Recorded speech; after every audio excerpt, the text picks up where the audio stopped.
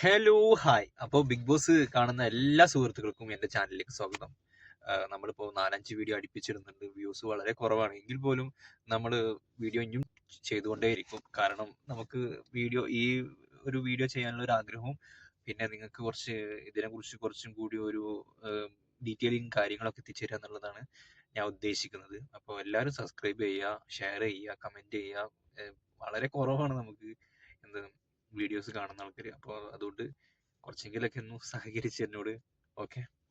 അപ്പോൾ ഇന്ന് ബിഗ് ബോസിനെ കുറിച്ച് പറയുകയാണെന്ന് വെച്ചെങ്കിൽ ഇന്നത്തെ ബിഗ് ബോസ് മൊത്തം തൂക്കിയത് നമ്മുടെ അക്ബർ ഖാനാണ്. അക്ബർ ഖാനെ കുറിച്ച് ഞാൻ ഇന്നലെ കുറച്ച് നെഗറ്റീവ് കാര്യങ്ങളാണ് പറഞ്ഞിട്ടുള്ളെങ്കിൽ പോലും ഇന്ന് അക്ബർ ഖാന്റെ ഗെയിം പ്ലാൻ കറക്റ്റായിട്ട് മനസ്സിലാക്കുന്നത് കൊണ്ടും അല്ലെങ്കിൽ അദ്ദേഹം കാഴ്ചവെക്കുന്ന ഗെയിം നമുക്ക് മനസ്സിലാവുന്നത് കൊണ്ടും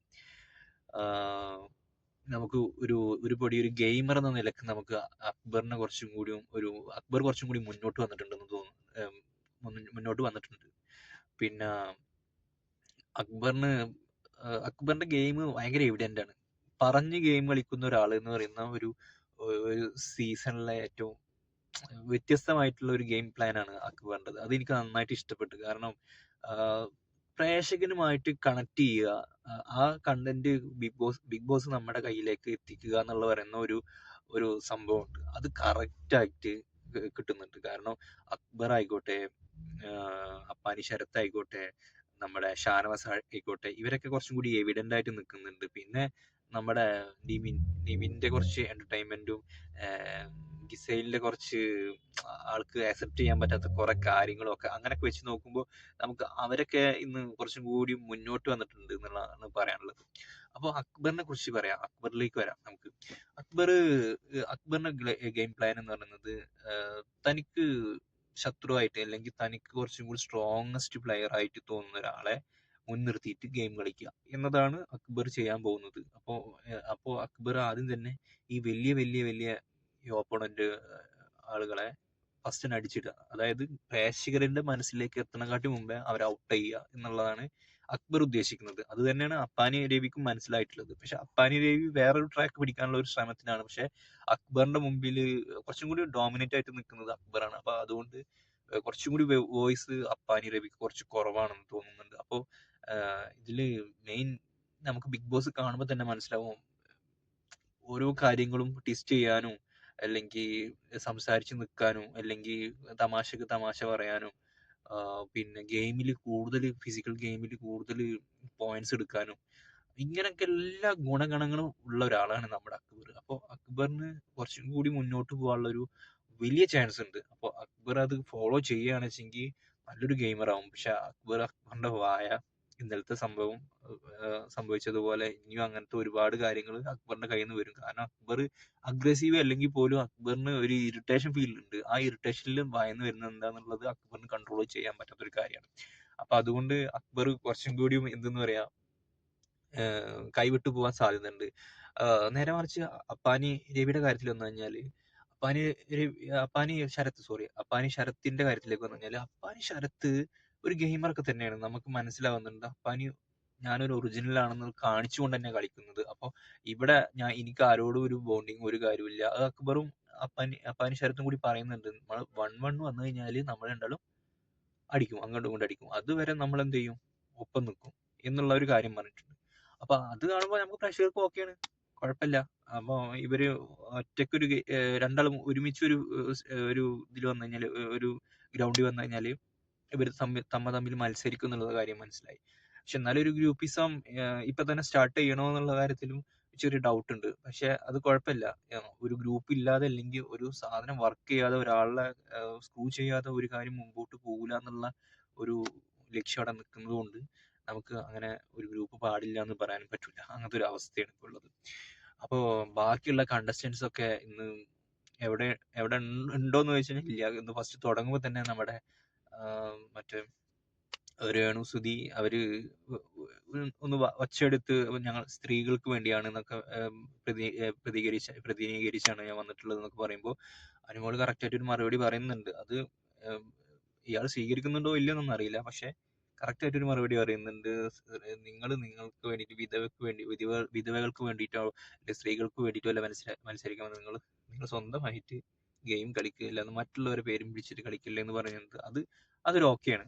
കാരണം അത് നല്ലൊരു മറുപടിയാണ്. അതിൽ ഇന്ന് രേണുസുതി ഫ്ലോപ്പാണ് എന്നാണ് എനിക്ക് മനസ്സിലായിട്ടുള്ളത്. പിന്നെ നമ്മുടെ ഈ ബാൻഡ് കൈമ ചുറ്റിയിട്ടുണ്ടല്ലോ, ആ ബാൻഡിന് വേണ്ടിയിട്ടുള്ള ഒരു ഡിബേറ്റ് ഉണ്ടായിരുന്നു. ആ ഡിബേറ്റ് നന്നായിട്ട് തോന്നിയിട്ടുണ്ട്. കാരണം അതിൽ ഡിബേറ്റ് കുറച്ചും കൂടി ഓക്കെ അല്ലാതെ പോയത് നമ്മുടെ ആദില നൂറ, ഷാരിക ഇവർ തമ്മിലുള്ളതാ. ഇവര് ഒരു അഡ്ജസ്റ്റ്മെന്റ് പോലെ എനിക്ക് തോന്നി. കാരണം ഇങ്ങോട്ട് പറയും അത്ര തന്നെ ഉള്ളൂ, അല്ലാണ്ട് വലിയ മത്സരം നടന്നിട്ടില്ല. അവർ തമ്മിൽ അധികം അങ്ങോട്ടും ഇങ്ങോട്ടും ഒരു വാക്ചാതുര്യം നടത്തിയിട്ടില്ല. എങ്കിലും നമ്മുടെ ആര്യൻ ഇത്രയും അറിവും കാര്യങ്ങളുള്ള, അല്ലെങ്കിൽ അറിവ് കാര്യങ്ങളുണ്ടെന്ന് പറയുന്ന നമ്മുടെ ഒനിൽ സാബുവിന്റെ അടുത്ത് ആര്യൻ കുറച്ച് ഡയലോഗുകൾ പറഞ്ഞിട്ട് കൗണ്ടർ ചെയ്യുന്നുണ്ട്. ഈ കൗണ്ടറിങ്, ആ സ്പോട്ടിൽ ആ കൗണ്ടറിങ് ചെയ്തതുകൊണ്ട് ആൾക്കാർക്ക് കുറച്ചും കൂടി, അല്ലാതെ ആര്യനെ സപ്പോർട്ട് ചെയ്യണം എന്നുള്ളത് ആർക്കും ഒരു നിർബന്ധം ഉണ്ടായില്ല. കാരണം ഒനിൽ സാബുവിനാണ് കുറച്ചും കൂടി ആൾക്കാർക്ക് ഒരു മതിപ്പും. കാരണം ഫുഡ് എന്ന് പറയുന്ന സാധനത്തിന് കുറച്ചും കൂടി ഒരു വാല്യൂ കാണിക്കുന്നുണ്ട്, എത്ര ബാത്റൂം വൃത്തിയാക്കിയാലും. പക്ഷെ അവിടെ ഈ ഒനിൽ സാബുവിനെ തകർക്കുന്നത് ആര്യന്റെ കുറച്ച് കൗണ്ടറുകൾ കൊണ്ടാണ്. അപ്പൊ അതുകൊണ്ട് ആര്യൻ നന്നായിട്ട് സ്കോർ ചെയ്തു. അതുകൊണ്ട് തന്നെയാണ് ആ ബാൻഡ് കയ്യിൽ നിന്ന് പോവാതിരുന്നത്. അപ്പോ ഒനിൽ അത് സമ്മതിക്കും ചെയ്ത്, നീ നന്നായിട്ട് പ്രസന്റ് ചെയ്തു എന്നുള്ളത്. അത് ഒനിൽ ഒരു ജെന്റിൽമാൻ ഫേസ് ആണ് പ്രേക്ഷകർക്ക് കൊടുത്തുകൊണ്ടിരിക്കുന്നത്. പക്ഷെ എവിഡന്റ് അല്ല എന്നാണ് പറയാനുള്ളത്. അതുപോലെ തന്നെയാണ് നമ്മുടെ രഞ്ജിത്ത് ഭായ് ആൾക്ക് വയ്യാന്ന് തോന്നുന്നു. കാരണം ഒരു കണ്ടന്റിനും ഒരു ശ്രമവുമില്ല, അല്ലെങ്കിൽ ഒരു കാര്യങ്ങൾക്കും ഒരു ഇടപെടലുകളില്ല. അങ്ങനത്തെ കുറെ പ്രശ്നങ്ങളുണ്ട് ഈ രഞ്ജിത്ത് ഭായ് ഒരു ഓക്കെ അല്ല ഇപ്പൊ ബിഗ് ബോസിൽ. കുറച്ചും കൂടി ആള് ഇമോഷണലി കുറച്ച് തകർന്നിരിക്കുകയെന്നാണ് തോന്നുന്നത്. അപ്പൊ അങ്ങനത്തെ ആൾക്കാർ അധികം നിന്നിട്ട് നമുക്ക് നമ്മുടെ സമയം കളയേണ്ട ആവശ്യമില്ല. കാരണം ആള് വീട്ടിൽ പോയാലാണ് ഓക്കെ ആയെങ്കിൽ അങ്ങനെ ഒരു തീരുമാനമായിരിക്കും നല്ലത്. പിന്നെ ഇന്നത്തെ ബിഗ് ബോസിന്റെ എല്ലാ ടാസ്കുകൾ വെച്ച് നോക്കിയാലും, എല്ലാ കാര്യങ്ങളും വെച്ച് നോക്കിയാലും, നമ്മൾ അക്ബർ ഫിസിക്കൽ ടാസ്കിൽ വരുമ്പോൾ പക്കയാണ്. അക്ബറിന്റെ ഭാഗം ഫുൾ ക്ലിയർ ആണ്. കാരണം എന്താ വെച്ചാൽ അക്ബർ ട്രൈ ചെയ്യുന്നുണ്ട്, അതിന് അനുസരിച്ച് റിസൾട്ടും കിട്ടുന്നുണ്ട്. അങ്ങനെ ഒരു മത്സരാർത്ഥി നമ്മളെ മുമ്പിൽ നിൽക്കുമ്പോൾ നമുക്ക് ഗെയിം ഭയങ്കര സ്പിരിറ്റ് ആയിരിക്കും. നമ്മൾ കാണുമ്പോൾ നമുക്ക് തന്നെ ഭയങ്കര സ്പിരിറ്റ് ആയിരിക്കും. അതുകൊണ്ട് അക്ബറിന്റെ വായ മോശമാണ്, അല്ലെങ്കിൽ അക്ബറിന്റെ പ്രവർത്തികൾ മോശമാണ്, അല്ലെങ്കിൽ അങ്ങനെയാണ് ഇങ്ങനെയാണ് എന്നൊക്കെ പറഞ്ഞു എന്ത് പറഞ്ഞാലും അക്ബർ സ്കോർ ചെയ്യുന്നത് ഗെയിം എന്ന പറയുന്ന സാധനം മുൻനിർത്തിക്കൊണ്ടാണ്. അത് നല്ല എവിഡന്റ് ആയിട്ട് ഗെയിം കളിച്ചിട്ട് ആൾക്കാരുടെ മുമ്പിൽ പ്രേക്ഷകനെ കണക്ട് ചെയ്തുകൊണ്ട് ഗെയിം കളിച്ചുകൊണ്ടാണ് നമ്മൾ അക്ബർ മുന്നേറുന്നത്. അപ്പൊ അക്ബർ ചെയ്യുന്ന ഒരു ചെറിയ മണ്ടത്തരം എന്ന് പറയുന്നത്, അക്ബർ ഒരു ഓപ്പോണന്റിനെ തെരഞ്ഞെടുക്കുകയാണ്, എനിക്ക് ശത്രു ഇയാളാണ്. അപ്പൊ അതിലും അപ്പാനി ഇൻക്ലൂഡ് ആവുന്നുണ്ട്. പക്ഷെ അപ്പാനി അക്ബറും വരികയാണ് ഏറ്റവും ടോപ്പ് എന്നാണ് എനിക്ക് തോന്നിയിട്ടുള്ളത്. ഇവർ രണ്ടാളും വരികയാണെന്ന് വെച്ചെങ്കിൽ അപ്പാനി ആണ് ഒന്ന് സ്കോർ ചെയ്യുക. പക്ഷെ ഇവർ രണ്ടുപേരും കളിക്കുമ്പോൾ ഈ അക്ബറിന്റെ വാക്കുകൾ കേട്ട്, മൊത്തം വാക്കുകൾ കേട്ടിട്ട് ഇതിൽ ഇൻഫ്ലുവൻസ് ആയിട്ട് നമ്മുടെ അപ്പാനി ശരത്ത് എന്ത് ചെയ്യും, അക്ബറിന്റെ കൂടെ നിൽക്കും. അപ്പൊ അപ്പാനി ശരത്ത് ഒരു സൈഡായി പോകും. പിന്നെ നമ്മുടെ ഷാനവാസ് എന്ന് പറയുന്നത് ഒരു സേഡിമൂസയാണ്. ഒരു ചക്കട്ടപ്പം ഒരു മൊയില് ചത്ത് പറഞ്ഞ പോലത്തെ ഒരു ശിക്കാരി ശംഭു സ്റ്റൈലിലാണ് ഗെയിം പോയിക്കൊണ്ടിരിക്കുന്നത്. നുണ പറയുന്നു, കുറെ കാര്യങ്ങൾ മാനിപ്പുലേറ്റ് ചെയ്യുന്നു, പിന്നെ പിടിച്ചു നിൽക്കാൻ വേണ്ടി എന്തൊക്കെ ചെയ്യുന്നു. ഇന്ന് ഉണ്ടായിട്ടുള്ള ഉറക്കത്തിന്റെ പ്രശ്നം പോലും ആള് പിടിച്ചിരിക്കാൻ വേണ്ടി പറഞ്ഞതാണ്. അത് കറക്റ്റായിട്ട് മനസ്സിലാവുന്നുണ്ട്. പക്ഷെ ഇവർക്കൊക്കെ ഒരു മെയിൻ ശത്രുവായിട്ട് ഷാനവാസിനെ മുൻനിർത്തി കഴിഞ്ഞാൽ രണ്ട് താരങ്ങളെ ഉണ്ടാവുള്ളൂ. ഒന്ന് അക്ബറും ഒന്ന് ഷാനവാസും. ഈ ഷാനവാസും അക്ബറും തമ്മിലുള്ള ഒരു കോൺഫ്ലിക്റ്റിന് വേണ്ടിയിട്ടാവും നമ്മൾ പ്രേക്ഷകർ കാത്തിരിക്കുക. അപ്പൊ ഇവർ ഇന്ന് എന്താ ചെയ്ത്, ഒരു ടോം ആൻഡ് ജെറി പ്ലേ. പിന്നെ ഇവർക്ക് രണ്ടാൾക്കും ഒരു ഗുണം എന്ന് വെച്ചാൽ അത്യാവശ്യം കോമഡി വർക്ക് ആവുന്നുണ്ട് ഇവർക്ക് രണ്ടാൾക്കും. അതുകൊണ്ട് എന്റർടൈൻമെന്റും, പിന്നെ ഇവർ ഒരു ഫിസിക്ക് വെച്ച് നോക്കിയാലും, ഇപ്പോൾ ഫിസിക്കല് ആർക്കും പ്രാധാന്യമില്ല. ബ്ലെസ്സിലിയൊക്കെ അങ്ങനെയാണോ കയറി വന്നത് എന്നുള്ളതൊക്കെ ചോദിക്കും. പക്ഷെ എന്നാലും കുറെ ഒട്ടുമിക്ക ആൾക്കാർക്കും കുറച്ചും കൂടി ഒരു ഗാംഭീര്യം, സ്ട്രെങ്ത് ഇവരൊക്കെ കാണുമ്പോൾ കുറച്ച് സപ്പോർട്ടിങ് അങ്ങോട്ട് പോകാൻ സാധ്യതയുണ്ട്. അപ്പം അക്ബർ എന്ന് പറയുന്നത്, അക്ബറിന്റെ കലകളൊന്നും പുറത്തു വന്നിട്ടില്ല. അക്ബർ പാട്ട് പാടുന്ന ഒരാളാണ്, എല്ലാം ചെയ്യുന്ന ഒരാളാണ്. ഈ ഷാനവാസ് എന്ന് പറയുന്ന ആള് ആക്ടറാണ്. ഇതൊക്കെ ഓക്കെ. ഇവർ തമ്മിലുള്ള ഒരു ഗെയിം കാണാൻ നമ്മൾ പ്രേക്ഷകർ കൊതിച്ചു കഴിഞ്ഞാൽ ബാക്കിയുള്ളവരെല്ലാവരും സൈഡായി പോകും. അപ്പോൾ ഈ ബാക്കിയുള്ളവരൊക്കെ വന്നു പോകുന്ന കുറച്ച് കഥാപാത്രങ്ങൾ മാത്രമായിട്ട് മാറും.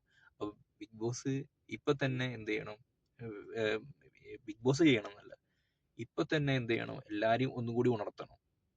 എല്ലാവരും ഗെയിമിലേക്ക് വരാനും ഡിബേറ്റുകളും കാര്യങ്ങളും ഒക്കെ വന്നിട്ട് എല്ലാവർക്കും ഒരു കട്ട ഫീൽ വരണം. അങ്ങനെ അങ്ങോട്ടും ഇങ്ങോട്ടും ഗെയിം പറഞ്ഞു കളിക്കുന്ന ഒരു സീസൺ ആയിട്ട് മാറുകയാണെന്ന് വെച്ചാൽ അടിപൊളിയായിരിക്കും. അതായത് അക്ബർ പറയുന്നുണ്ട്, ഞാൻ അവനെ ഒരു ഹീറോ പരിവേഷം കൊടുക്കാതെ അവനകത്ത് ഇട്ടത് നാളെ അവന് ചിലപ്പോൾ കയറി അടിക്കാൻ സാധ്യതയുണ്ട്, അതുകൊണ്ടാണെന്നുള്ളത് നല്ലൊരു പോയിന്റ് ആണ് ആ കാര്യം. കാരണം എന്താ വെച്ചാൽ നമ്മൾ മാത്രം കളിച്ചാൽ പോരാ, മറ്റുള്ളവൻ കളിക്കുന്നുണ്ടെങ്കിൽ ആ കളിനെ നമ്മൾ എന്ത് ചെയ്യണം, ഇടകോലിട്ടിട്ട് താഴ്ത്തണം. അങ്ങനെയൊരു പ്ലാനിങ് ഈ ബിഗ് ബോസിൽ നടക്കുന്നുണ്ട്, ഗെയിമേഴ്സിന്റെ ഇടയിൽ നടക്കുന്നുണ്ട്. അതും കൂടി അക്ബർ പ്ലാൻ ചെയ്യുന്നുണ്ട്. അപ്പോൾ അക്ബർ മലയാളം സീസൺ കറക്റ്റ് ആയിട്ട് ഒബ്സർവ് ചെയ്തിട്ട് കാര്യങ്ങൾ മനസ്സിലാക്കി പിന്നെ അവിടെ അവതരിപ്പിക്കാനും അക്ബറിന് കഴിയുന്നുണ്ട്. അപ്പൊ അക്ബറിന്റെ കീഴിലായിരിക്കും ഇനി കുറെ ആൾക്കാരും നിൽക്കുക. അക്ബർ പറയുന്ന കാര്യങ്ങൾ, അക്ബർ ചെയ്യുന്ന കാര്യങ്ങൾ, അക്ബറിന് പണിപ്പുര പോലുള്ള അവസ്ഥകൾ, ഇതൊക്കെ വെക്കുമ്പോൾ അക്ബർ ഒരു ഫീൽ അവിടെ ഉണ്ടായി കഴിഞ്ഞാൽ എല്ലാവരും അക്ബറിന് താഴെ, അല്ലെങ്കിൽ അക്ബർ പറയുന്നത് കറക്റ്റ് എന്നുള്ളൊരു ഫീലിലേക്ക് വന്നു കഴിഞ്ഞാൽ അഖിൽമാരാർ തൂക്കിയ പോലെ അക്ബറും തൂക്കും. അപ്പൊ അതുകൊണ്ട് ഗെയിം ഒന്നുകൂടി സ്ട്രോങ് ആവട്ടെ എന്നാണ് എനിക്ക് പറയാനുള്ളത്. ആരും അടിപൊളി ഏതാണ് സൂപ്പർ എന്നൊന്നും പറഞ്ഞിട്ട് പോകുന്നില്ല, പക്ഷെ എല്ലാവരും അടിപൊളിയായിട്ട് കളിക്കുന്നുണ്ട്. എല്ലാ മേഖല വെച്ച് നോക്കുമ്പോൾ സൗണ്ട് എല്ലാവർക്കും ഉണ്ട്. പക്ഷെ ഗെയിം പ്ലാൻ പുറത്ത് വരുമ്പോൾ ഉണ്ടാകുന്ന ഒരു സുഖം ഇന്ന് മനസ്സിലായി. കാരണം അക്ബർ അത് കറക്റ്റ് ആയിട്ട് പറഞ്ഞ് കളിക്കുന്നുണ്ട്. ഷാനവാസിന് ഇത് അറിയോ ഇല്ലയോ എന്നൊന്നും അറിയില്ല, പക്ഷെ ഷാനവാസ് ഇത് തിരിച്ചറിഞ്ഞ് തിരിച്ചും അതേ ഒരു പ്ലാൻ ചെയ്യുകയാണെന്നുവെച്ചെങ്കിൽ ഒരു വില്ലൻ കളി